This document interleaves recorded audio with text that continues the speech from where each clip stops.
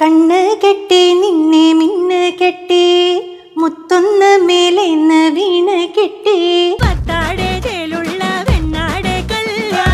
നമ്മൾ കുറേ കഴിഞ്ഞിട്ടാണെങ്കിലും നമ്മൾ ചെയ്തു വെച്ച കാര്യത്തിനെ പറ്റി ആൾക്കാർ അറിയണം എന്നൊക്കെ അങ്ങനെയൊക്കെ ഒരു തോന്നൽ ഉണ്ടാക്കിയത് എന്തൊക്കെയോ കാര്യങ്ങൾ കൊണ്ട് ഈ പാട്ടാണ്. വിജയേട്ടനെ ഒരു പ്രാവശ്യം ഞാൻ നേരിട്ട് കണ്ടപ്പോഴും പറഞ്ഞു, എൻ്റെ ലൈഫിലൊരു ടേണിംഗ് പോയിന്റ് ആയിട്ട് ഉണ്ടായ പാട്ടാണത്. വിമൽലാൽ അത് പാടി തന്നപ്പോൾ ഞാനപ്പോൾ വിമൽലാൽ ആദ്യം കേട്ടപ്പോഴാണ് ചോദിച്ചത് ഇത് വേണോ എന്ന് ചോദിച്ചു. അപ്പോൾ വിമൽലാൽ അതെന്താ ചേച്ചി ഇഷ്ടമായില്ലേ എന്ന് ചോദിച്ചാൽ അല്ല ഇതുപോലെ എനിക്ക് പാടാൻ പറ്റുമെന്ന് എനിക്ക് തോന്നുന്നില്ല എന്ന് പറഞ്ഞു. ഗമപ ഗമരി ഗമരി സനി സരി പമാ പമാ പ സനി ദ പമ ദ പമ രി ഗമരി സനി സരി പമ പ സനി സനി രി സഗരി മാരി സനി രി സനി ദ പമ ദ പമ രി ഗമരി സനി സരി പമ. ആ പാട്ട് വല്ലാത്തൊരു നോവാണ്. വെറുതെ ഇരുന്ന് പാടിയാലും സങ്കടം വരും. പക്ഷെ ഇത് പാടാൻ പറ്റില്ല എന്നുള്ളതാണ് ഞങ്ങളുടെ കുഴപ്പം. ഒവ്വൊരു പൂക്കളുമേ ആ പാട്ട് അതെപ്പോ പാടിയാലും അവസാനം വരുമ്പോ ഞാൻ കരയും. അതുകൊണ്ട് ഞാൻ മനഃപൂർവ്വം അതെങ്ങും പാടാറില്ല, എനിക്ക് പാടാൻ പറ്റില്ല. പ്രണയ സന്ധ്യയൊരുവിൻ സൂര്യന്റെ വിരഹമറിയുന്നു. സാരി ഉടുത്തിട്ടായാലും റാമ്പിലൊക്കെ വാക്ക് ചെയ്യുന്നത് ഞാൻ കാണുന്നുണ്ട്. റാമ്പ് വാക്കൊക്കെ തുടരുക. പറ്റിപ്പോയതാണ്. തിരിച്ചു വന്നിട്ട് ഇങ്ങനെ പേടിച്ചിരുന്നു എന്ന് മാത്രം. പക്ഷെ ഞാൻ പാടിയതെങ്ങും കേട്ടില്ല. റാമ്പ് വാക്ക് മാത്രമേ ആൾക്കാരെ കണ്ടുള്ളൂ. പുരയും കരയും വിട പറഞ്ഞൊളിയണ പെണ്ണാണോ പൊന്നാണോ. വാട്സാപ്പ് വഴി ഇംഗ്ലീഷ് പഠിക്കാൻ ഇംഗ്ലീഷ് കഫേ ഉള്ളപ്പോൾ ഇംഗ്ലീഷ് ഒരു വിഷയമേ അല്ല. English cafe presents you the perfect English. English Cafe. We present you the perfect English. WhatsApp now 9633 888 575. Doctor Bineetha രഞ്ജിത്താണ് നമുക്കിപ്പോൾ ഉള്ളത്. ഹായ് ഡോക്ടറെ. ഹായ്. ശരിക്കും പാട്ട് പാടുന്ന ഒരു പെൺകുട്ടി എന്നുള്ള അർത്ഥത്തിലല്ല ഞാൻ ആദ്യം നോക്കിയത്. സാരി ഉടുത്ത് സുന്ദരിയായിട്ടുള്ള ഒരാള് അവിടെ നിന്നിട്ട് എന്തോ പാട്ട് പാടുന്നു, കൊള്ളാലോ സാരി എന്നിങ്ങനെ നോക്കി തുടങ്ങിയതാണ്. പിന്നെയാണ് ഈ പാട്ട് ശ്രദ്ധിക്കുന്നതെന്ന് പറഞ്ഞു കഴിഞ്ഞാൽ ശരിക്കും പറഞ്ഞാൽ എന്നെ തല്ലിക്കൊല്ലരുത്. അങ്ങനെയല്ല, സത്യം സംഭവം ഇതായിരുന്നു. ശരിക്കും ഡോക്ടർ പല സ്ഥലത്തും ഫംഗ്ഷനൊക്കെ പോകുമ്പോൾ ഇതേ അനുഭവം ഉണ്ടാവില്ലേ? സാരി ഉടുത്ത് ചെല്ലാൻ പറയില്ലേ? അതെ, തീർച്ചയായിട്ടും. ഞാൻ ഈ കഴിഞ്ഞ ദിവസം കൂടി അങ്ങനെ ഒരു സംഭവം ഉണ്ടായതേ ഉള്ളൂ. സംഭവം എന്ന് പറഞ്ഞു കഴിഞ്ഞാൽ ഞാനൊരു പ്രോഗ്രാമിന് പോയി. അപ്പം ഈ സ്ഥിരം സാരിയിൽ കാണുന്നോണ്ട് തന്നെ എനിക്കതൊന്ന് പൊളിക്കണം എന്നുണ്ട്. പക്ഷെ ആൾക്കാർ സമ്മതിക്കുന്നില്ല എന്നുള്ളതാണ്. ഞാനപ്പോൾ വേറെ ഡ്രസ്സൊക്കെ തയ്പ്പിച്ച് ഞാൻ ഈ സാരികളൊക്കെ 1-2 പ്രാവശ്യമൊക്കെ ഉടുത്തു കഴിഞ്ഞ് കഴിഞ്ഞാൽ പിന്നീട് അതിനെ തന്നെ ഉടുത്തു കഴിഞ്ഞ് കഴിഞ്ഞാൽ അപ്പോഴേക്കും ചോദിക്കാം ഇത് മറ്റേ അതിനെടുത്തതല്ലേ, അതെന്താ വീണ്ടും എടുത്തേ, അങ്ങനെയൊക്കെ ചോദിക്കും. അപ്പം നമ്മൾ അതൊന്ന് റീയൂസ് ചെയ്യാൻ വേണ്ടിയിട്ട് എന്തെങ്കിലും ഒന്ന് സ്റ്റൈലാക്കി അല്ലെങ്കിൽ ഒരു സൽവാർ ആക്കുവോ, അങ്ങനെ 1-2 സൽവാറും ഫ്രോക്കും ഒക്കെ ഞാൻ തയ്ച്ചു വെച്ചിരുന്നു ഈ പ്രോഗ്രാമിന് വേണ്ടിയിട്ട്. അപ്പം അതിലൊരെണ്ണമാണ് ഞാൻ കൊണ്ടുപോയത്. പക്ഷെ എങ്ങനെ പോയാലും ഒരു സാരി എപ്പോഴും ഞാനിങ്ങനെ ഒന്ന് റിസർവ് വെക്കും. എന്തെങ്കിലും ഇഷ്യൂസ് ഉണ്ടായാലോ അല്ലെങ്കിൽ എനിക്ക് തന്നെ ചിലപ്പോൾ ഇടുമ്പോൾ അത് പോരാന്നൊക്കെ തോന്നിക്കഴിഞ്ഞ് കഴിഞ്ഞാൽ ഞാൻ അതെടുക്കും. അപ്പം ഇങ്ങനെ അതിൻ്റെ പ്രാക്ടീസിന് ചെന്നപ്പോൾ ഞാൻ ഇതായിരുന്നു സൽവാറിലാണ് പ്രാക്ടീസിന് ചെന്നപ്പോൾ. വൈകുന്നേരം ആയപ്പം പ്രോഗ്രാമിന് കയറുന്നതിന് മുമ്പേ എന്നെ വിളിച്ച ആള് ചോദിച്ചു, ഡോക്ടർ സാരി തന്നെ അല്ലേ ഉടുക്കുന്നേ? ഇന്നിപ്പോ ഇന്റർവ്യൂവിന് വന്നിട്ട് കാറിൽ നിന്ന് ഡോക്ടർ ഇറങ്ങുന്ന സമയത്ത് ഞാൻ സാരി തന്നെ ആയിരിക്കില്ലേ ഉടുത്തിട്ട്? ആക്ച്വലി ഇന്ന് രാവിലെ ഞാൻ ജോലി കഴിഞ്ഞ് ഓടി വരികയാണ്. അപ്പോൾ ഞാൻ വിചാരിച്ചു അപ്പോൾ ഇട്ടിരുന്ന സൽവാർ വലിയ കുഴപ്പമൊന്നുമില്ല. അപ്പോൾ ഞാൻ ഇറങ്ങിയപ്പോൾ ഹസ്ബൻഡോട് ചോദിച്ചു ഇത് തന്നെ ഇട്ടാലോ എന്ന് ചോദിച്ചു. അപ്പോൾ നിനക്ക് ഇഷ്ടമുള്ളത് ഇട്ടോ എന്ന് പറഞ്ഞു. അപ്പോൾ ഞാൻ പിന്നെ വേണ്ട സാരി ഉടുത്തേക്കാം, എൻ്റെ ഒരു കോൺഫിഡൻസ് ആണ് കേട്ടോ. സാരി എന്ന് പറയുന്നത് ബേസിക്കലി എനിക്ക് ഭയങ്കര, എല്ലാവരും ചോദിക്കാറുണ്ട് ഇങ്ങനെ ഇത് ഉപയോഗിക്കാൻ ഭയങ്കര പാടല്ലേ, സ്റ്റേജിൽ പാടല്ലേ, പാടുമ്പം അതൊരു ഡിസ്കംഫർട്ട് അല്ലേ എന്നൊക്കെ ചോദിക്കും. പക്ഷെ എന്നെ സംബന്ധിച്ചോളം എനിക്ക് ഏറ്റവും കംഫർട്ടബിൾ ആയിട്ടുള്ള വേഷമാണിത്. അപ്പം അത് കംഫർട്ടബിളും ആണ്, കോൺഫിഡൻസും സാരിയിൽ തന്നെയാണ്. നിങ്ങൾ നന്നായിട്ട് എക്സിക്യൂട്ട് ചെയ്യുന്നുണ്ട് ഇൻസ്റ്റയിലൊക്കെ. അപ്പൊ അത് കണ്ടിട്ടാണ് ഒരുപാട് ആരാധകരുള്ളത്. എന്റെ പുറകെ ഇരിക്കുന്ന ക്യാമറമാൻ ഫോളോ ചെയ്യുന്നുണ്ട്. പക്ഷെ അത് ഫേസ്ബുക്കാണ്. അപ്പോൾ ഏജും കൂടെ ഒന്ന് ശ്രദ്ധിച്ചോളാം. ഇൻസ്റ്റയിലല്ല ഡോക്ടർക്ക് കൂടുതൽ ഫോളോവേഴ്സ് ഉള്ളു. ചുമ്മാ ഞാൻ വെറുതെ പറഞ്ഞതാ. ശരിക്കും പൊന്മാനിലെ ആ പാട്ടില്ലേ, കണ്ണ് കെട്ടി മിന്നു കെട്ടി എന്ന് പറയുന്ന പാട്ട്, അത് പാടി തുടങ്ങാം. കണ്ണ് കെട്ടി നിന്നെ മിന്ന് കെട്ടി മുത്തൊന്ന് മേലെന്ന് വീണ് കെട്ടി പത്താട് ചേലുള്ള പെണ്ണാട് കല്യാണം അരഞ്ഞാപ്പുളം വേളിപ്പാതിര കല്യാണം ബ്രൈഡാട്ടിയേ ബ്രൈഡാട്ടിയേ എന്തൊരുക്കം പെണ്ണാട്ടിയേ ബ്രൈഡാട്ടിയേ ബ്രൈഡാട്ടിയേ എന്താണ് ഈ ഉള്ളൊരുക്കം മണവാട്ടിയേ. സുഹൈൽ ബ്രൈഡാത്തി എന്ന് പ്രയോഗിച്ചു, ഇനി അതിന് വിമർശനം വരാം. അതെ അതെ അതെ. പക്ഷെ അത് ആ വരി ഇങ്ങനെ പറഞ്ഞ് കേട്ടപ്പോ തന്നെ എനിക്ക് ഭയങ്കര ഇഷ്ടമായി. ഇത് കൊള്ളാലോ സംഭവം എന്ന് പറഞ്ഞു. അപ്പൊ അപ്പോഴും അവര് പറഞ്ഞു ഇതെങ്ങനെ രണ്ട് രീതിയിലും വരും. പക്ഷെ ഈ പറഞ്ഞ പോലെ ഒരു ഡിസ്പ്യൂട്ട് ഉണ്ടാകുമ്പോഴാണല്ലോ പലപ്പോഴും പലതും ശ്രദ്ധിക്കപ്പെടുന്നത്. ഈ ബ്രൈഡാത്തി എല്ലാവർക്കും ഭയങ്കര ഇഷ്ടമായി. പക്ഷെ ഞാൻ പറഞ്ഞ ആൾക്കാരെല്ലാം ആ വാക്ക് ഭയങ്കര രസമുണ്ട് കേട്ടോ എന്നിങ്ങനെ. പുതിയൊരു സാധനമാണല്ലോ. അപ്പൊ ചിലര് ചോദിച്ചു എന്നോട് എന്താണ് ഈ ബ്രൈഡാത്തി എന്ന് അങ്ങനെ ചോദിച്ചു. എന്റെ അനുപല്ലവിയും കൂടെ പാടുവോ? രസമുള്ള ജസ്റ്റ് നന്നായിട്ട് ചെയ്തിട്ടുള്ളത് അവിടെയാണെന്നാണ് എന്റെ അഭിപ്രായം. അതെ, അത് അതിന്റെ കഥയ്ക്ക് വേണ്ടിയിട്ടാണ് അവിടെ ആ രണ്ട് സ്ഥലത്ത് ആ ഒരു പോർഷൻ കൊടുത്തിരിക്കുന്നത്. ഉള്ളാകെ പൊള്ളുന്നതെന്താണോ മിണ്ടാതെ പോകുന്നതാരാണോ പുരയും കരയും വിട പറഞ്ഞൊളിയണ പെണ്ണാണോ പൊന്നാണോ വധു വരുന്നേ മധു വരുന്നേ കഴുത്തിലും കനത്തിലും പവൻ തരുന്നേ വിരുന്നിരുന്നേ നിരന്നിരുന്നേ പൊരക്കകത്തിരവിനി ചിരി പറന്നേ ബ്രൈഡാത്തി. അങ്ങനെ പോകും. രസമുണ്ട്. ഈ പുതിയ കാലഘട്ടത്തിന്റെ എഴുത്തുകൂടിയാണ് സുഹൈൽ. അങ്ങനെ ശ്രമിക്കുമ്പോൾ എനിക്കൊക്കെ ഭയങ്കര സന്തോഷമാണ്. കാരണം പുതിയ വാക്കുകൾക്ക് ശ്രമിക്കുക. നമ്മുടെ ഭാഷയ്ക്ക് ചിലപ്പോൾ ചില പ്രയോഗങ്ങളൊക്കെ എടുത്തേക്കും. നമ്മളിപ്പോൾ കമ്പിളി പുതപ്പെന്നൊക്കെ പറയും പോലെ മലയാളത്തില് പലപ്പോഴും എനിക്ക് ലിറിക്സിൽ ഇപ്പം തമിഴിൽ കുറച്ചും കൂടി ഇങ്ങനെയുള്ള വാക്കുകൾ തമിഴിൽ കുറച്ചും കൂടെ ഭംഗിയായിട്ടും തമിഴിൽ അത് കേൾക്കുമ്പോൾ നമ്മൾ ആക്സെപ്റ്റ് ചെയ്യുന്നു. പക്ഷെ മലയാളത്തിൽ ഇങ്ങനെ വരുമ്പം എന്തേ എന്നുള്ളൊരു സാധനം. പക്ഷെ പുതിയ ജനറേഷന് എനിക്ക് തോന്നുന്നു അതിൽ നിന്നൊക്കെ കുറച്ച് ഡിഫറൻസ് വന്നിട്ടുണ്ട്. ലിറിക്സ് ശ്രദ്ധിക്കുന്ന ആളാണെന്ന് എനിക്കറിയാം. അതെന്തായാലും നമ്മൾ ശ്രദ്ധിക്കുകയും പറയുകയും ചെയ്യണം. അതിന് മുമ്പ് എനിക്ക് ഈ കല്യാണ പ്രായത്തിൽ നിങ്ങൾ പാടിയിരിക്കുന്നത് ആ സാധനം ഇല്ലേ, എനിക്ക് ഇഷ്ടപ്പെട്ടു. നിങ്ങളുടെ കല്യാണ പ്രായത്തിലല്ല, കല്യാണ പ്രായത്തിൽ അത് ഈ പറഞ്ഞ പോലെ ഞാൻ ഒട്ടും അങ്ങനെ ആൾക്കാർ ശ്രദ്ധിച്ചിട്ടുണ്ടെന്ന് അധികം പറഞ്ഞിട്ടില്ലാത്തതാണ്. പക്ഷെ എനിക്ക് ഭയങ്കര ഇഷ്ടമായിരുന്നു. മ്യൂസിക് മോജോയിൽ ഞാൻ അന്ന് അവതരിപ്പിച്ച എല്ലാ പാട്ടുകളും എനിക്ക് ഭയങ്കര ഫേവറേറ്റ് ആയിട്ട് ഞാൻ പാടിയ സാധനങ്ങളാണ്. അപ്പം അതിൽ ഈ കല്യാണ പ്രായത്തിൽ അതിൻ്റെ ഒരു അറേഞ്ച്മെൻറ്റ് എനിക്ക് ഭയങ്കര ഇഷ്ടമായിരുന്നു. ബെന്നി ജോൺസൺ എന്ന് പറഞ്ഞ പറയുണ്ടാവും. ഇപ്പം ഈ പുതിയ ന്യൂ റിലീസസ് റീ റിലീസസ് ഒക്കെ എയുടെ സഹായത്തോടെ അതിൻ്റെ സൗണ്ടിങ് മുഴുവൻ ചെയ്യുന്നത് ബെന്നി ജോൺസൺ ആണ്, എൻ്റെ അങ്കിളാണ്. അപ്പോൾ ആളാണ് എനിക്ക് ഈ പാട്ടെല്ലാം സെറ്റാക്കി തന്നത്. അപ്പോൾ അതിൻ്റെ അറേഞ്ച്മെൻറ്റ് എനിക്ക് ഭയങ്കര ഇഷ്ടമാണ്. പക്ഷേ അധികം ആൾക്കാർ അത് നോട്ടീസ്, മറ്റേ പാട്ടാണ് നോട്ടീസ് ചെയ്തത്, ഇളവത്തൂര് കായലിൻ്റെ. അപ്പോൾ ഈ പാട്ട് അപ്പോൾ ഇത് പക്ഷെ ഞാൻ മസ്കറ്റിൽ ഒരു പ്രോഗ്രാം അവതരിപ്പിക്കാൻ ചെന്നപ്പം കോട്ടയംകാരായിരുന്നു, കോട്ടയം അസോസിയേഷൻ്റെ ഒരു പ്രോഗ്രാമായിരുന്നു. അപ്പം എന്നോട് പറഞ്ഞു ഈ പാട്ട് പാടണം എന്നവർ പറഞ്ഞു. അപ്പം നമ്മളോട് പല പാട്ടുകളും ഇങ്ങനെ പറയുമല്ലോ. അപ്പം അവിടെ ചെന്നപ്പം പെട്ടെന്ന് പറഞ്ഞതായിരുന്നു. എൻ്റെ അതിൻ്റെ കരോക്കെ അങ്ങനെ സംഭവമൊന്നും ഉണ്ടായിരുന്നില്ല. അപ്പോൾ പക്ഷെ എന്തായാലും ഇത് പാടിയേ പറ്റുള്ളൂ ഡോക്ടർ, ഞങ്ങൾക്കൊക്കെ ഭയങ്കര നൊസ്റ്റാൾജിയുള്ള പാട്ടാണ്. അപ്പോൾ ഇങ്ങനെ അച്ചായമാരൊക്കെ ഇങ്ങനെ ഡാൻസ് ചെയ്യാൻ തയ്യാറായിട്ട് നിൽക്കുകയാണ്. അപ്പം അന്ന് ഞങ്ങൾ നോക്കി വെച്ച പാട്ടുകളൊക്കെ പാടി. പക്ഷെ ഈ പാട്ട് ഇങ്ങനെ എനിക്ക് പെട്ടെന്ന് പറഞ്ഞപ്പം ഇത് എങ്ങനെയാണ് അതിൻ്റെ, അപ്പോൾ അവർ എൻ്റെ കരോക്കെയൊക്കെ സെറ്റാക്കി തന്നു. എന്നിട്ട് ലാസ്റ്റ് എല്ലാം പാടിക്കഴിഞ്ഞിട്ട് ഇതോടെ പാടിയിട്ടേ അവർ വിട്ടുള്ളൂ. പക്ഷെ എനിക്ക് ഇഷ്ടമായിരുന്നു ആ പാട്ട്. എനിക്ക് ഭയങ്കര ഇഷ്ടത്തോടു കൂടി പാടിയ പാട്ടാണ്. ഇഷ്ടത്തോടു കൂടി വീണ്ടും പാടും.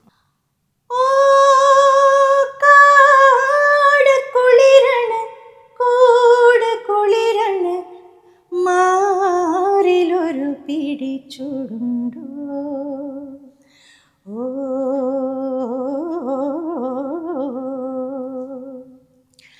കല്യാണപ്രായത്തിൽ പെണ്ണുങ്ങൾ ചൂടുന്ന കൺമദപ്പൂ കണ്ണമ്പൂണ്ടോ കൂടെ വന്നേ പോ ആൺകിളി ചൂട് തന്നേ പോ. ഇത്രയും പാടുകളല്ലേ, ഞാൻ കുറച്ചുകൂടെ പ്രതീക്ഷിച്ചു. പോട്ടെ. ശരിക്കും ഡോക്ടർ സർക്കാർ ആശുപത്രിയിലാണ്. അതെ, ഞാൻ ഗവൺമെന്റ് ഹെൽത്ത് സർവീസിലാണ് വർക്ക് ചെയ്യുന്നത്. തൃശ്ശൂർ പൂമലയിലാണ് ഇപ്പോൾ വർക്ക് ചെയ്യുന്നത്. ഈ ആദ്യത്തെ പാട്ട് പാടിയതിന് ശേഷം എനിക്ക് തോന്നുന്നു ഒരു 10 വർഷമായിട്ട് ഈ മേഖലയിലുണ്ട്. എന്താണ് ഇങ്ങനെ വിട്ട് നിൽക്കുന്നത്?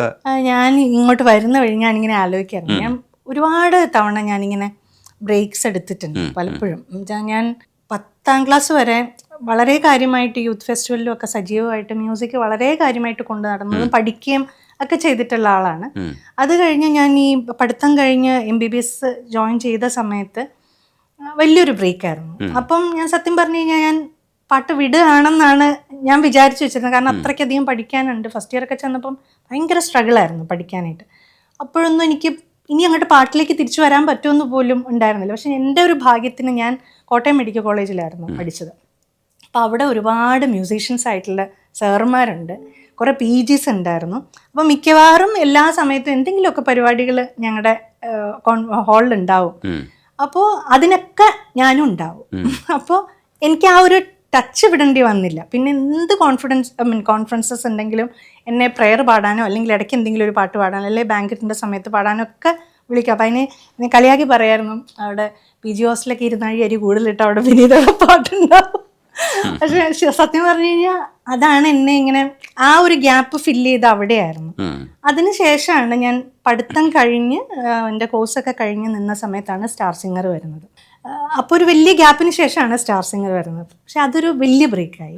അവിടെ വീണ്ടും ഞാൻ തുടങ്ങുകയാണ്, വീണ്ടും പാട്ടിലേക്ക് വരികയാണ്. അത് കഴിഞ്ഞ് അതിൻ്റെ ഒരു ഭയങ്കര ഹൈറ്റ്സിൽ നിന്ന സമയത്താണ് കല്യാണം കഴിക്കുന്നത്.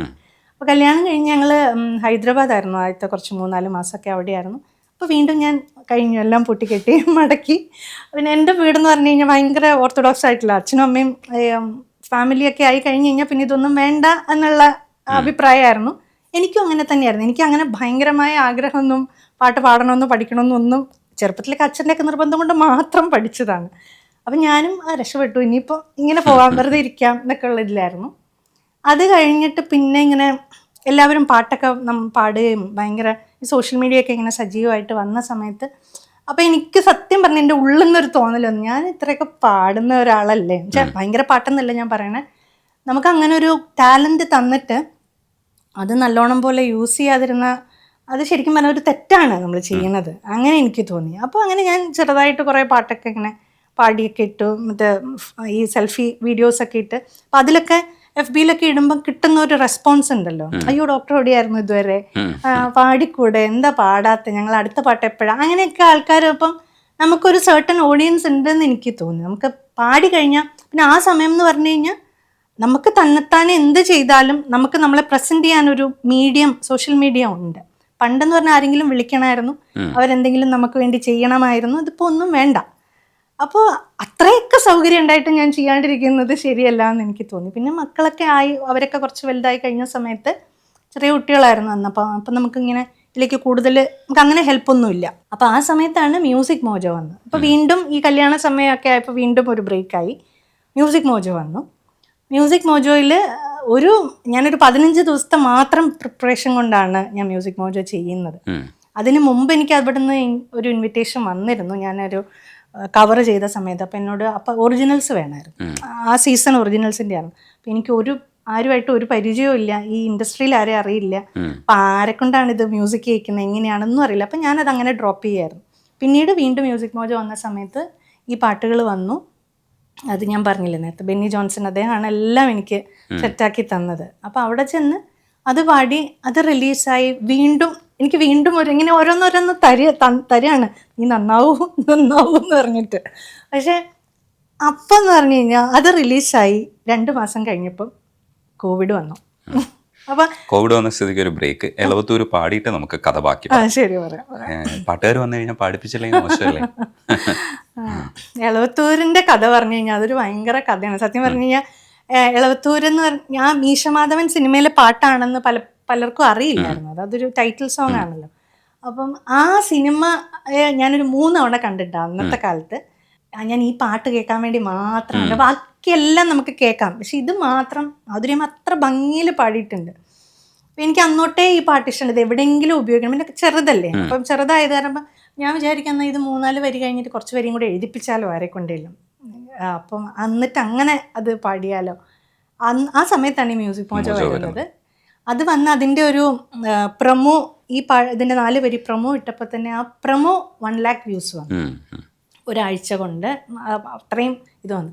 അപ്പം ഞാൻ അത്ര ഒന്നും പ്രതീക്ഷിച്ച് ചെയ്ത പാട്ടല്ല അത്, സിമ്പിൾ സാധനമാണല്ലോ.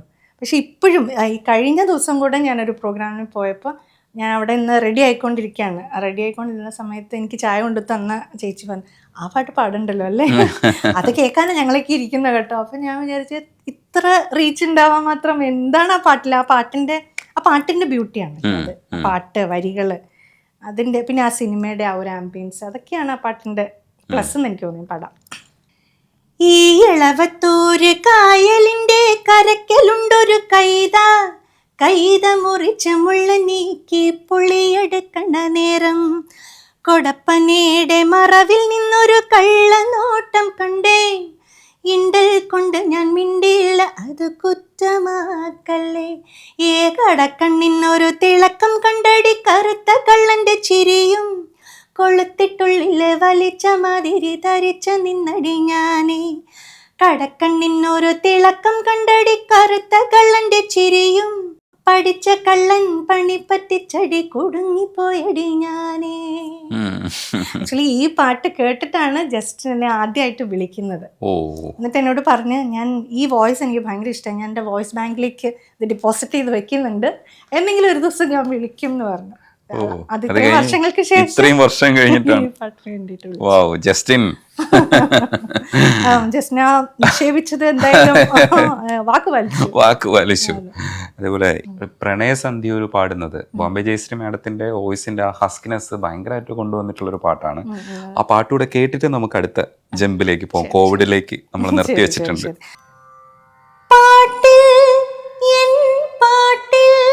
സ്വരപത്മരാഗങ്ങൾ തേടി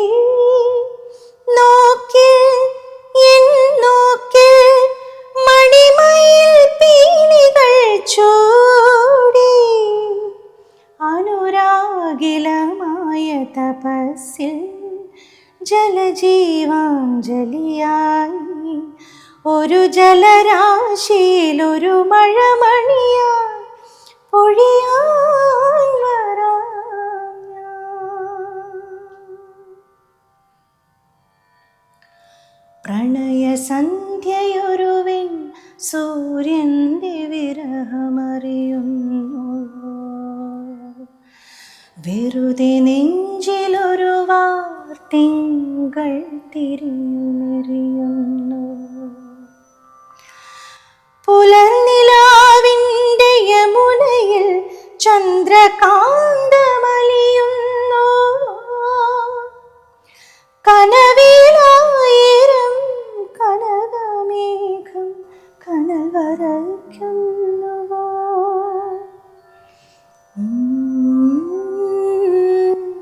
സൂര്യന്റെ വിരഹമറിയുന്നു, കിനാവിൻ്റെ കാണാദ്വീപിൽ അമാവാസിരാവിൽ, നിലാതാരമാമെൻ ജന്മം കണ്ടില നീ,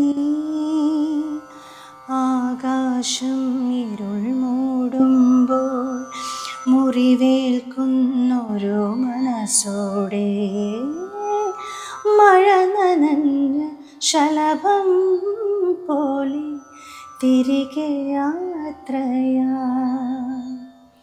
പ്രണയസന്ധ്യയൊരുവിൻ സൂര്യന്റെ വിരഹമറിയുന്നു,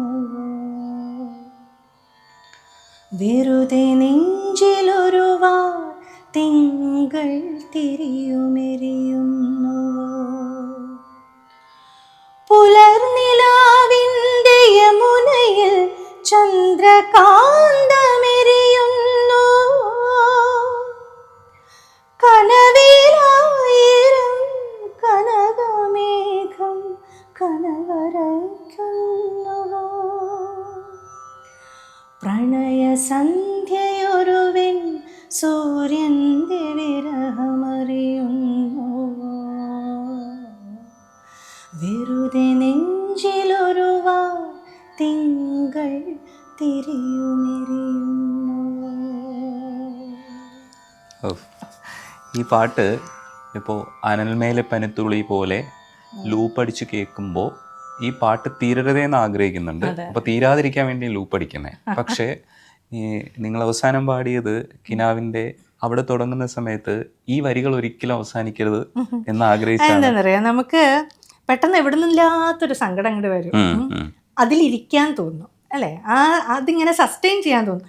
കാര്യം സങ്കടമൊക്കെയാണ്, പക്ഷെ എന്നാലും ആ സങ്കടം ഇങ്ങനെ കണ്ടിന്യൂ ചെയ്തോട്ടെ എന്ന് തോന്നും ചില നേരം. അതുപോലെയുള്ള പാട്ടുകളാണ് ഈ പാട്ടൊക്കെ. അതിനകത്ത് ആ മഴ നനഞ്ഞ ശലഭം എന്നുള്ളൊരു പ്രയോഗമുണ്ട്. എനിക്കത് നമ്മൾ ശലഭം ഒന്നേ നേർത്ത ഒരു സാധനമാണ്. അത് മഴയും കൂടെ നനഞ്ഞിരുന്ന എങ്ങനെ ഇരിക്കും, ആ അവസ്ഥയാണ് അതിലെ നായികയ്ക്ക്. അപ്പോൾ എന്തൊരു പെയിനാണ് അതല്ലേ, ആ പെയിൻ മുഴുവൻ ആ ഒരൊറ്റ വാക്കിലുണ്ട്. ഞാനത് ഔസേപ്പച്ചൻ സാറിനോട് അന്ന് സംസാരിച്ച സമയത്തും പറഞ്ഞിട്ടുണ്ട്. ആ പാട്ട് വല്ലാത്തൊരു നോവാണ് ആ പാട്ട്. അത് ആ ശബ്ദവും എൻ്റെ വരിയും ട്യൂണും എല്ലാം കൂടെ വന്നപ്പം ഒരു പ്രത്യേക ഫീൽ. വെറുതെ ഇരുന്ന് പാടിയാലും സങ്കടം വരും. ഇത് നമ്മൾ സ്വയം പാടി ആസ്വദിക്കാൻ പറ്റുന്ന പാട്ടുകളിലൊന്നാണ്. പക്ഷെ ഇത് പാടാൻ പറ്റില്ല എന്നുള്ളതാണ് ഞങ്ങളുടെ കുഴപ്പം. അപ്പൊ ആസ്വദിക്കൽ മാത്രമേ നടക്കുള്ളൂ. പക്ഷെ ചില പാട്ടുകൾ ഇങ്ങനെ പാടുമ്പോൾ തന്നെ സങ്കടം വരും, മുഴുമിപ്പിക്കാൻ പറ്റാതെ വരുന്ന ചില പാട്ടുകളുണ്ട്. ഈ പലപ്പോഴും തോന്നിയിട്ട് ഇപ്പം ഒവ്വൊരു പൂക്കളുമേ ആ പാട്ട് അതെപ്പോ പാടിയാലും അവസാനം വരുമ്പോൾ ഞാൻ കരയും. അതുകൊണ്ട് ഞാൻ മനഃപൂർവ്വം അതെങ്ങും പാടാറില്ല, എനിക്ക് പാടാൻ പറ്റില്ല ആ പാട്ട്. കൈതപ്പുറം സാറും ഔസേപ്പച്ചൻ സാറും കൂടെ ഇരിക്കുന്ന വേദിയിൽ മാതൃഭൂമിയുടെ ഏതോ പരിപാടിയിലാണെന്ന് തോന്നുന്നു, ലിറ്ററേച്ചർ ഫെസ്റ്റിവലിലാണ്. അപ്പോൾ അതിനകത്ത് നിങ്ങൾ സംസാരിക്കുന്നുണ്ടായിരുന്നു, വരികളെ കുറിച്ചൊക്കെ സംസാരിക്കുന്നുണ്ടായിരുന്നു. പൂജാബിംബം മിഴി തുറന്നു ആ പാട്ടിനെ കുറിച്ച് പറയുന്നുണ്ടായിരുന്നു. അപ്പൊ അത്തരത്തിലുള്ള സ്വഭാവമൊക്കെ ഉണ്ടല്ലേ? എനിക്ക് ഞാനങ്ങനെ ഒരുപാട് വായിക്കുകയോ അങ്ങനെ എഴുതുകയോ അങ്ങനെ ഒന്നും ചെയ്യുന്ന ആളല്ല. പക്ഷെ എനിക്ക് ലിറ്ററേച്ചറിനോട് ഭയങ്കര താല്പര്യമുള്ള ആളാണ്. അപ്പം പ്രത്യേകിച്ചും ഈ സിനിമ സംഗീതത്തിലെ വരികളെ ലിറിക്സ് ഞാൻ ഒരുപാട് ശ്രദ്ധിക്കാറുണ്ട്. ആ വരി ഒന്ന് പറയൂ. പൂജാബിംബം മിഴി തുറന്നു താനേ നടൻ തുറന്നു സ്വയംവര സന്ധ്യ രാജകുമാരി നിന്നു തിരുനടയിൽ സൂര്യനും സ്വന്തം ചന്ദ്രനും സ്വന്തം. ആ വരിയാണ് അന്ന് ഹൈലൈറ്റ് ചെയ്ത് പറഞ്ഞത്. അപ്പം അതില് സൂര്യൻ സന്ധ്യ ഈ മിഡിലാണല്ലോ.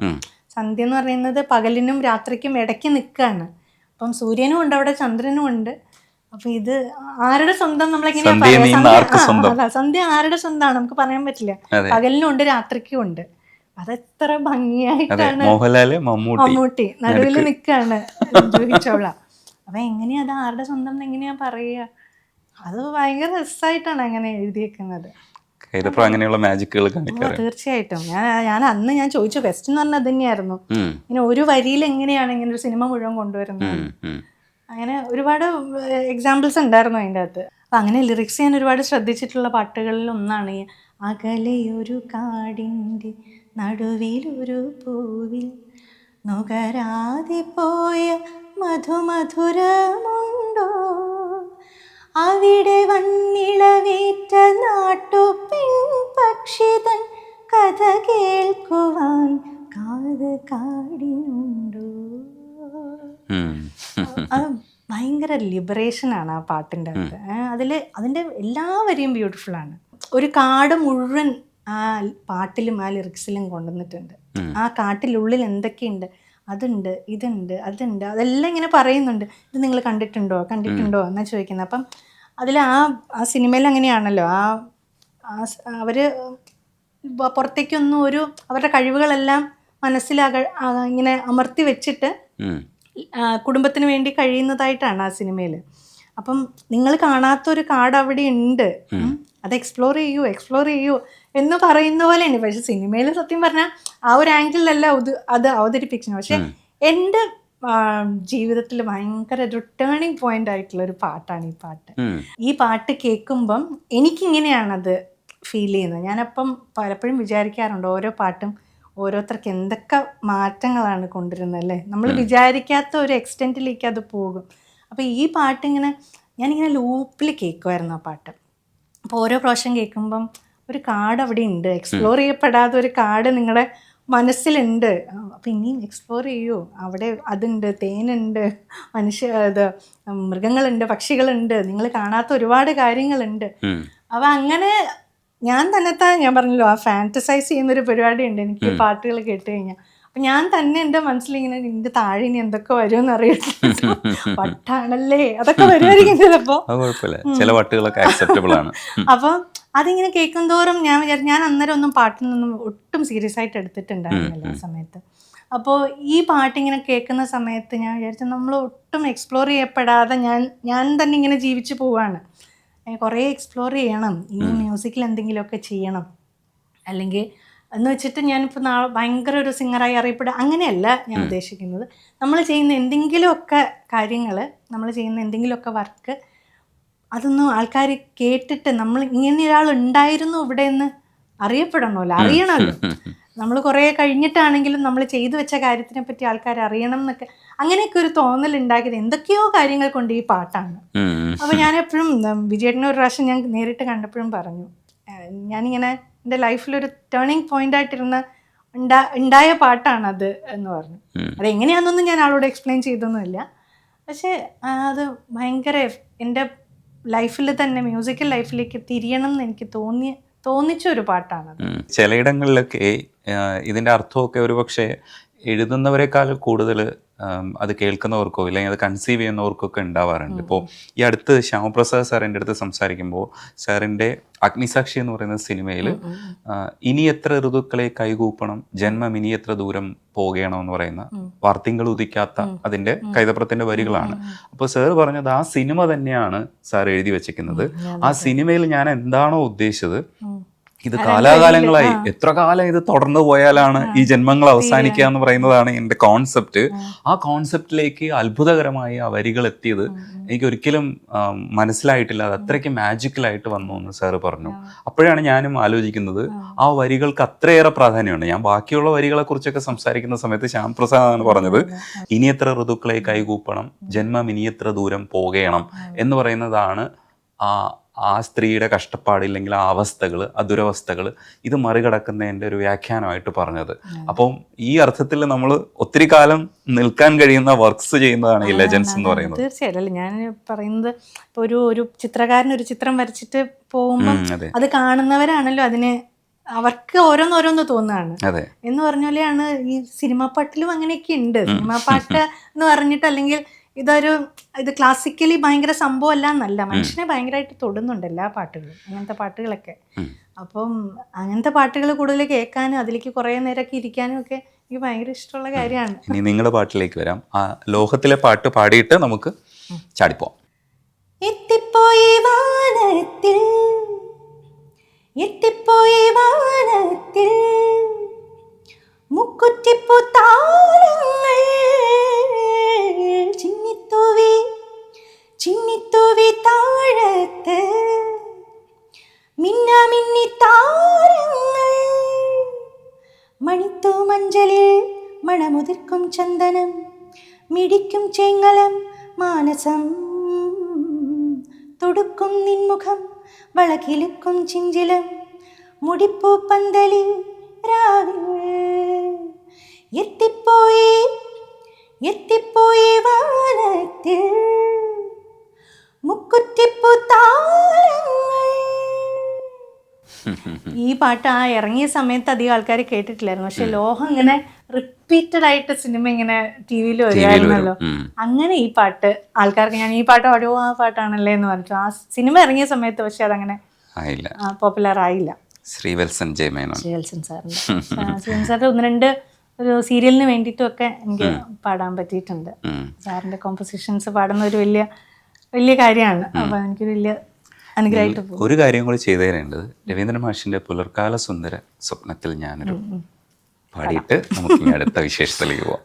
നീരദശ്യാമള നീലനഭസ്സുരു ചാരു സരോവരമായി. അതാണ് ഭാസ്കരൻ മാഷ്. ചെറിയ കാര്യമാണ്, പക്ഷെ നമ്മൾ എത്ര കാലമായിട്ട് പാടി നടക്കുന്നു എന്നുള്ളതാണ്. ഈ അടുത്ത് TM കൃഷ്ണ സാറിനെ കണ്ടപ്പോൾ എങ്ങനെയായിരുന്നു അനുഭവം? നമ്മളൊക്കെ കാണാൻ ആഗ്രഹിക്കുന്ന ഒരു പേഴ്സണാണ്, പരിചയപ്പെടാൻ ആഗ്രഹിക്കുന്ന ഭയങ്കര ഭാഗ്യമാണ് എനിക്ക് ആ സമയത്ത് ആളെ കാണാൻ പറ്റിയെന്നുള്ളത്. ഗുരുവായൂർ അമ്പലത്തിൽ ആളുടെ കച്ചേരി ഞാൻ 2-3 പ്രാവശ്യം മിസ് ചെയ്തു. ആളുടെ കച്ചേരി എൻ്റെ വീടിൻ്റെ തൊട്ടടുത്ത് വന്നിട്ട് പോലും എനിക്കൊന്ന് കാണാൻ പറ്റിയില്ല. അപ്പം എനിക്ക് ബേസിക്കലി മ്യൂസിക്കലിയും ആസ് എ പേഴ്സണും ഭയങ്കര ഇഷ്ടമുള്ളൊരു വ്യക്തിത്വമാണ്. കാരണം ഇപ്പം നടക്കുന്ന ഒരുപാട് സംഭവങ്ങളുണ്ടല്ലോ ആളെ ചുറ്റിപ്പറ്റി നടക്കുന്ന. അപ്പം എനിക്ക് അതിൽ എല്ലാം കൊണ്ട് ഞാൻ ആളുടെ കൂടെ നിൽക്കുന്ന ആ ഒരു അഭിപ്രായമുള്ള ആളാണ്. അപ്പൊ അതുകൊണ്ട് തന്നെ ഞങ്ങളും. ആ മനുഷ്യനെ നേരിട്ട് കാണണം എന്ന് കച്ചേരി കേൾക്കണം എന്ന് എനിക്ക് ഭയങ്കര ആഗ്രഹമായിരുന്നു. അപ്പോൾ അങ്ങനെ ഞാൻ അവിടെ ചെന്ന് കച്ചേരി കേട്ടു. കച്ചേരി കേട്ട് കഴിഞ്ഞ് ഞാനിങ്ങനെ പോകാൻ ഇറങ്ങി നിൽക്കുകയായിരുന്നു. അപ്പോൾ അവിടെ ഗുരുവായൂർ പഴയടം രുചി എന്ന് പറഞ്ഞിട്ട് അവിടെ എൻ്റെ ഒരു സുഹൃത്താണ് അതിൻ്റെ, കുട്ടൻ വാര്യർ എന്നാണ് ആളുടെ പേര്, ആളാണത് നടത്തുന്നത്. അപ്പം അവിടെ നിന്നാണ് അവർക്കൊക്കെ ഫുഡ് ഉണ്ടായിരുന്നത്. അപ്പോൾ ഞാനിങ്ങനെ അവിടെ ചെന്നു, ഇങ്ങനെ ഭക്ഷണമൊക്കെ കഴിച്ചു കഴിഞ്ഞപ്പോൾ ഇങ്ങനെ പുള്ളി ആളെ കാണണം എന്നിങ്ങനെ പറഞ്ഞു. അപ്പം എൻ്റെ മാഷുണ്ട്, എൻ്റെ മാഷെന്ന് പറഞ്ഞാൽ ഇങ്ങനെ പഠിപ്പിച്ചിട്ടില്ല, പാലാ കെ രാമേന്ദ്രൻ സാറിൻ്റെ വലിയൊരു സാറ് പഠിപ്പിച്ചിട്ടുണ്ടോ എന്ന് എനിക്കറിയില്ല. സാറ് ഒരുമിച്ച് ചെന്നൈയിലായിരുന്നപ്പോൾ അങ്ങനെ ഭയങ്കര ക്ലോസ് ആണ്. അപ്പോൾ അവിടെ ഭക്ഷണം കഴിക്കാൻ വന്ന സമയത്ത് ഇങ്ങനെ ഞാൻ സാറിൻ്റെ കാര്യം പറഞ്ഞിട്ടാണ് ഇങ്ങനെ ചെല്ലുന്നത്. അപ്പോൾ ഭയങ്കര കാര്യമായിരുന്നു, സാറിൻ്റെ കാര്യം പറഞ്ഞപ്പോഴേ ഭയങ്കര കാര്യമായിരുന്നു. പിന്നെ ഇങ്ങനെ ഞാൻ പാട്ട് പാടുന്ന കാര്യമൊക്കെ പറഞ്ഞപ്പോൾ അപ്പോൾ പാടുമെന്ന് പറഞ്ഞു. വിറച്ചിട്ട് അത് നമ്മൾ പ്രതീക്ഷിക്കുന്നില്ലല്ലോ. അപ്പം ഇങ്ങനെ അവിടെ പാടിയൊരു ശ്ലോകമാണ് പാടി കഴിഞ്ഞപ്പോൾ ഇങ്ങനെ ആളും വൈഫും ഉണ്ടായിരുന്നു. അപ്പം ഇങ്ങനെ പറഞ്ഞു, there is so much of emotion in your singing എന്ന് പറഞ്ഞു. ഞാൻ പാടിയതൊരു ഒരു ശ്ലോകമായിരുന്നു ഇങ്ങനെ, എൻ തായും എനക്കരുൾ തന്തയും നീ ചിന്താകുലം മാനവൈ തീർത്ത കതിർ വേലവനേ ഉമയാൾ മൈതനേ മறைவாயகனே പൊന്മയിലേറിടും പുണ്യനാഥനേ കുമരാ കുമരാ കൂവിയழைത്താൽ കുരൽ കൊടുപ്പാൻ എന്ന് പറഞ്ഞിട്ടൊരു ഇതാണ് പാട്ടിട്ട്. അപ്പോൾ അവിടെ നിന്ന് അത് പാടിക്കഴിഞ്ഞപ്പോൾ ആളിങ്ങനെ കുറേ നേരം ഇങ്ങനെ ഇങ്ങനെ കേട്ടിരുന്നു. ഓരോ സാധനങ്ങളൊക്കെ പാടുമ്പോൾ ഇങ്ങനെ ഞാൻ കണ്ണടച്ച് നിന്നപ്പോൾ എനിക്ക് ആളെന്താണ് അവിടെ ഫ്രണ്ടിൽ ആരാ നിൽക്കണമെന്ന് എൻ്റെ മനസ്സിലുണ്ടാവരുതേന്നുള്ളൂ, അല്ലേ പാടാൻ പറ്റില്ല. അപ്പം അങ്ങനെ ഭയങ്കര ഒരു അനുഭവമായിരുന്നു. അപ്പം ആ ഒരു വാക്ക് എനിക്ക് ഭയങ്കര, നമ്മളത്രയും കാണാൻ ആഗ്രഹിക്കുന്ന, കേൾക്കാൻ ആഗ്രഹിക്കുന്ന ഒരാൾ അങ്ങനെ ഒരു വാക്ക് പറഞ്ഞത് വലിയ സന്തോഷമായിരുന്നു. അടിപൊളി. ജയകുമാർ സാറിന്റെ നീലക്കുറിഞ്ഞികൾ പൂക്കുന്ന നേരം പുറത്തു വരാത്ത സിനിമയിലുള്ളതാണ്, പക്ഷെ അസാധ്യ പാട്ടാണ്. ചിത്ര ചേച്ചി അത്രയും നന്നായിട്ട് പാടിയിട്ടുള്ള, ഞാൻ അതിൻ്റെ ഒരു കവർ വേർഷൻ ചെയ്തിരുന്നു. അപ്പം അത് ഞാൻ സ്റ്റാർ സിംഗറിലുള്ള സമയത്തും പാടിയിരുന്നു ആ പാട്ട്. അപ്പം അന്നും ആൾക്കാർ ഒരുപാട് എനിക്ക് പേഴ്സണലി ചിത്ര ചേച്ചി അതിൻ്റെ ഒരു ശരത് സാറുമായിട്ടൊരു എനിക്കൊന്ന് ഏഷ്യാനെറ്റിലാണെന്ന് തോന്നുന്നു അത് ടെലികാസ്റ്റ് ചെയ്ത്, എൻ്റെ ഒരു കവർ വേർഷൻ പോലെ ചെയ്തിരുന്നു ചിത്ര ചേച്ചി. അത് ഭയങ്കര രസമായിരുന്നു. ശരത് സാർ തന്നെ സാറിൻ്റെ കുറേ സാധനങ്ങളൊക്കെ ഇട്ടിട്ട് അങ്ങനെ നല്ല രസമായിരുന്നു അത് കേൾക്കാൻ. അത് പാടും. ആഷാഢമാസ നിശീധിനിതൻ വനസീമയിലൂടെ നീ ആരും കാണാതെ ആരും കേൾക്കാതെ എന്നിലേക്കെന്നും വരുന്നു, എൻ മൺകുടിൽ തേടി വരുന്നു, നീതു കാണാതെ പോകയോ, നീതു ചൂടാതെ പോകയോ, നീലക്കുറിഞ്ഞികൾ പൂക്കുന്ന വീഥിയിൽ നിന്നെ പ്രതീക്ഷിച്ചു നിന്നു, ഒരു കൃഷ്ണ തുളസി കതിരുമായി നിന്നെ ഞാനെന്നും പ്രതീക്ഷിച്ചു നിന്നു, നീതു കാണാതെ പോകയോ, നീതു ചൂടാതെ പോകയോ, നീലക്കുറിഞ്ഞികൾ പൂക്കുന്ന വീഥിയിൽ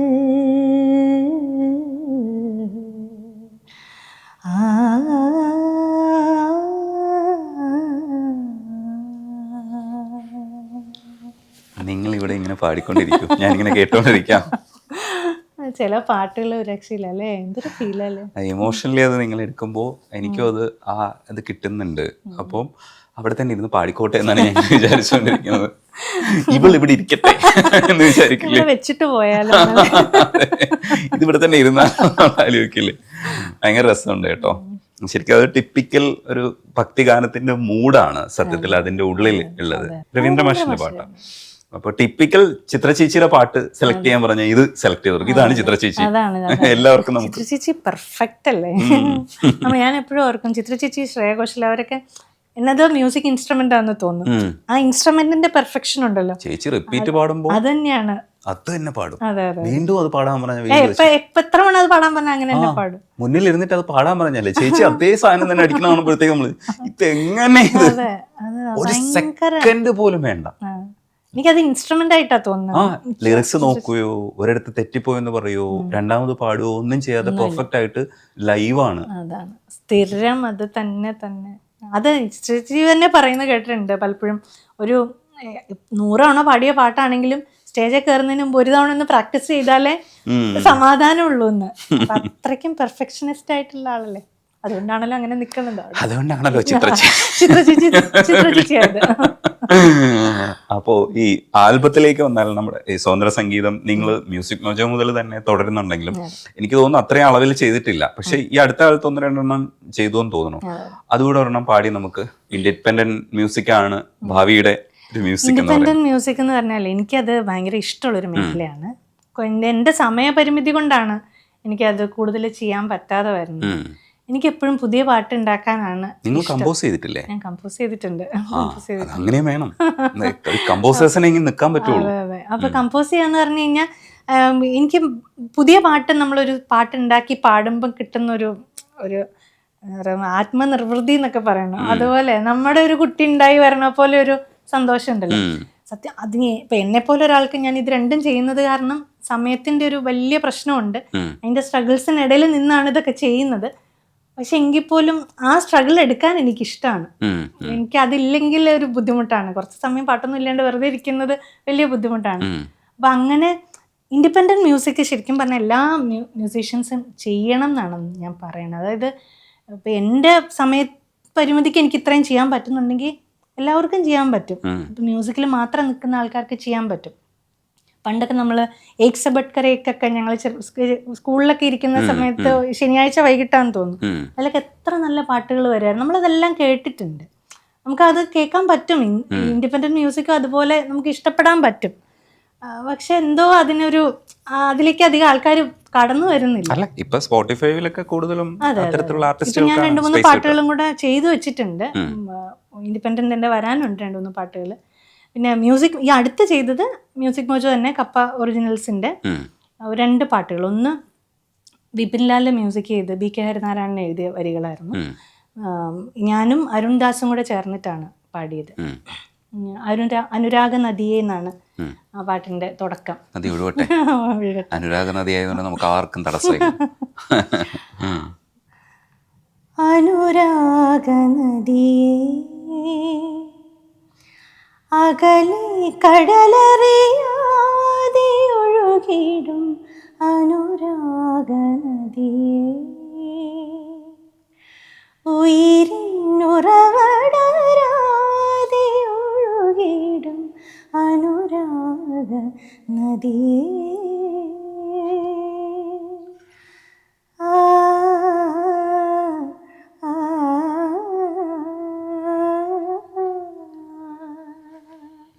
അങ്ങനെയാണ്. അതിൻ്റെ അകത്ത് ഇടയ്ക്കൊരു സ്വരം പോലെയൊരു ഭാഗമുണ്ട്. അത് ആക്ച്വലി അത് ഫ്ലൂട്ട് അങ്ങനെ എന്തെങ്കിലും പ്ലേ ചെയ്യാൻ വേണ്ടിയിട്ട് ഇട്ടിരുന്ന പോർഷൻ ആയിരുന്നു. പക്ഷെ അത് ഞങ്ങൾ സ്വരമായിട്ട് തന്നെയാണ്. ഈ പാട്ട് ഞാനും അരുൺദാസും കൂടിയാണ് പാടിയിരിക്കുന്നെങ്കിലും വിപിൻ ലാൽ ഇത് പാടി തന്ന, വിപിൻ ലാലിന് തൈക്കുടം ബ്രിഡ്ജിലെ സിംഗർ വിപിൻ ലാൽ അത് പാടി തന്നപ്പോൾ ഞാനിപ്പോൾ വിപിൻ ലാലിനെ ആദ്യം കേട്ടപ്പോഴാണ് ചോദിച്ചത് ഇത് വേണോ എന്ന് ചോദിച്ചു. അപ്പോൾ വിപിൻ ലാൽ അതെന്താ ചേച്ചി ഇഷ്ടമായില്ലേ എന്ന് ചോദിച്ചു. ഞാൻ അല്ല ഇതുപോലെ എനിക്ക് പാടാൻ പറ്റുമെന്ന് എനിക്ക് തോന്നുന്നില്ല എന്ന് പറഞ്ഞു. അത്ര ബ്യൂട്ടിഫുൾ ആയിട്ടാണ് വിപിൻ ലാൽ അത് പാടി തന്നിരിക്കുന്നത്. അപ്പം അതിൻ്റെ അകത്തൊരു പോർഷൻ ഇങ്ങനെയുണ്ട്. അപ്പം സ്വരം വെച്ചിട്ടായിരുന്നു പാടി തന്നത് ഫുള്ള് ട്യൂണ്. ഗമ പ ഗമരി ഗമരി സനി സരി പമ പമ പ സനി ദ പമ ദ പമ രി ഗ മ രി സ നി സ രി പ മ പ സ നി സ നി രി സ ഗ രി മ രി സ നി രി സ നി ധ പ മ രി ഗ മ രി സ നി സ രി പ മ. അങ്ങനെ ഒരു സാധനം. അത് ശരിക്കും ഒരു ഇൻസ്ട്രുമെന്റ് വായിക്കാൻ ഇട്ടിരുന്നതാണ്. പിന്നെ ഞങ്ങൾ രണ്ടുപേരെയും കൊണ്ട് അത് പാടിപ്പിച്ചിട്ട് അതിങ്ങനെ ഇടയ്ക്ക് വിപിൻലാൽ തന്നെയാണ് അത് കറക്റ്റായിട്ട് ഏതൊക്കെ ആരൊക്കെ പാടണം എന്നൊക്കെ പറഞ്ഞ് മിക്സ് ചെയ്ത് അത് ഭയങ്കര രസമായിട്ട് വന്നിരുന്നു. അതിനകത്ത് കുറേ റീൽസ് ഒക്കെ ഇങ്ങനെ പോയിരുന്നു ആ ഒരു പോർഷൻ, ആ പാട്ടിൻ്റെ അകത്ത്. അത് എനിക്ക് ബേസിക്കലി എനിക്ക് ഭയങ്കര ഇഷ്ടമുള്ള, ഞാനെന്ന സിംഗറിനെ ഞാൻ ഇവിടെ ഉണ്ടായിരുന്നു എന്ന് എന്താ ആൾക്കാർ നാളെ തിരിച്ചറിയപ്പെടുന്ന ഒരു പാട്ടായിട്ട് എനിക്ക് തോന്നിയിട്ടുണ്ട്. നല്ലൊരു പാട്ടാണത്. അതുപോലെ ഞാൻ പിന്നെ ചെയ്തത് അത് കപ്പ ഒറിജിനൽസിൽ തന്നെ ചെയ്തൊരു പാട്ടാണ്. പാട്ടെന്ന് പറഞ്ഞൊരു ഫ്യൂഷനാണ്, ഒരു കഥകളി പദം, ശ്രീ സദനം ജ്യോതിഷ് ബാബു. ഞാൻ അതിനകത്തൊരു കാവടി ചിന്ത എന്ന് പറഞ്ഞിട്ട്, കാവടി ചിന്ത നമ്മൾ ഈ തമിഴ്നാട്ടിലൊക്കെ മുരുകൻ്റെ അമ്പലത്തിലൊക്കെ നമ്മൾ ചിന്ത പാട്ടെന്ന് പറയും. അത് അങ്ങനെ ഒരു സാധനം. ഷീർവളർ പസുന്തോകമൈലാൻ വള്ളി സെവ്വി തഴലാതിനിയത്തെല്ല മുതുമൈലാൻ സീർവളർ പസുന്തോകമൈലാൻ വളരും ബാലന്യനമാലയോട് കാலை നിனைവാമേ സീർവളർ പസുന്തോകമൈലാൻ അങ്ങനെ പാടും. അപ്പം അതിൻ്റെ അകത്തുനിന്ന് സുന്ദര കളേബര നന്ദിത സുരവര അങ്ങനെ കഥകളി പദം പോവും. അങ്ങനെ രണ്ട് താളത്തിലൊക്കെയാണ് അത് അറേഞ്ച് ചെയ്തത്. വിഷ്ണു ശിവൻ എന്ന് പറഞ്ഞിട്ട് ഇപ്പം AR റഹ്മാൻ സാറിന്റെ കീബോർഡിസ്റ്റ് ആണ് ആള്. എൻ്റെ കൂടെ വരുമ്പോൾ അപ്പം ഞാൻ പറയും എൻ്റെ കൂടെയൊക്കെ വന്നിട്ടാണ് അങ്ങനെ. അപ്പം അത് ഭയങ്കരമായിട്ട് ബ്ലെൻഡ് ചെയ്തിട്ടുണ്ട്. അത് എപ്പോഴെങ്കിലും ഒന്ന് കേൾക്കണം കേട്ടോ. അത് അങ്ങനെ കുറച്ച് വർക്കുകൾ ഞാൻ എൻ്റെ പരിമിതിയിൽ നിന്നുകൊണ്ട് ചെയ്യാൻ ശ്രമിക്കുന്ന മ്യൂസിക് ആണ് ഇതൊക്കെ. പരിമിതിയൊന്നുമില്ല. അപ്പോൾ സ്വതന്ത്ര സംഗീതം കൂടുതൽ ആസ്വദിക്കുക, സ്വതന്ത്രമായി ജീവിക്കുക. ഇടയ്ക്ക് സാരി ഉടുത്തിട്ടായാലും റാമ്പിലൊക്കെ വാക്ക് ചെയ്യുന്നത് ഞാൻ കാണുന്നുണ്ട്. റാമ്പ് വാക്കൊക്കെ തുടരുക. എന്നെ പാടാനായിരുന്നു വിളിച്ചത്. അവിടെ വന്ന് പാടി യായിരയായിരുന്നു അവിടെ പാടിയത്. പാടിക്കഴിഞ്ഞാൽ ഇങ്ങനെ നമ്മൾ പോകാൻ വേണ്ടി നിന്നപ്പോഴാണ് വാക്ക് ചെയ്തോളൂ എന്ന് പറഞ്ഞു. അപ്പം തന്നെ ഞാൻ പറഞ്ഞു എനിക്കിതൊന്നും വലിയ പരിചയമുള്ള കാര്യമല്ല, പക്ഷെ അത് നടക്കുന്നുണ്ട്. ഞാൻ അപാര കോൺഫിഡൻസിലാണ് ഞാൻ നടക്കുന്നത്. തിരിച്ചു വന്നിട്ട് ഇങ്ങനെ പേടിച്ചിരുന്നു എന്ന് മാത്രം. പക്ഷെ ഞാൻ പാടിയതെങ്ങും കേട്ടില്ല. റാമ്പ് വാക്ക് മാത്രമേ ആൾക്കാർ കണ്ടുള്ളൂ. ആ റീല് ഭയങ്കര പോപ്പുലറായി. അപ്പൊ അങ്ങനെ ആൾക്കാരുടെ മനസ്സിലേക്ക് സാരി ഉടുത്ത് നടക്കൂ, പാട്ട് പാടൂ, പണി ഒരു സൈഡിൽ, ഡോക്ടറുടെ പണി നന്നായിട്ട് നടക്കട്ടെ. രജനീഷിന്റെ ഇന്റർവ്യൂസ് ഞാൻ വിളിച്ചപ്പോഴേ ഞാൻ പറഞ്ഞു നല്ല ക്വസ്റ്റ്യൻസ് ആയിരിക്കും. അപ്പൊ എനിക്കത് വലിയ ഇഷ്ടമാണ്. ഇങ്ങനെ പാട്ടിനെ പറ്റി പറയാനും പാടാനും ഇഷ്ടമുള്ള പോലെ തന്നെ ഇഷ്ടമാണ് പാട്ടിനെ പറ്റി പറയാനും. അപ്പം അതിനും പറ്റി എന്നുള്ളതാണ്. ഒരുപാട് സന്തോഷം. നന്ദിയുണ്ട് സംസാരിക്കാൻ. Thank you. ഓക്കെ. വാട്സാപ്പ് വഴി ഇംഗ്ലീഷ് പഠിക്കാൻ ഇംഗ്ലീഷ് കഫേ ഉള്ളപ്പോൾ ഇംഗ്ലീഷ് ഒരു വിഷയമേ അല്ല. English cafe presents you the perfect English. English cafe, we present you the perfect English. WhatsApp now 9633 888 575.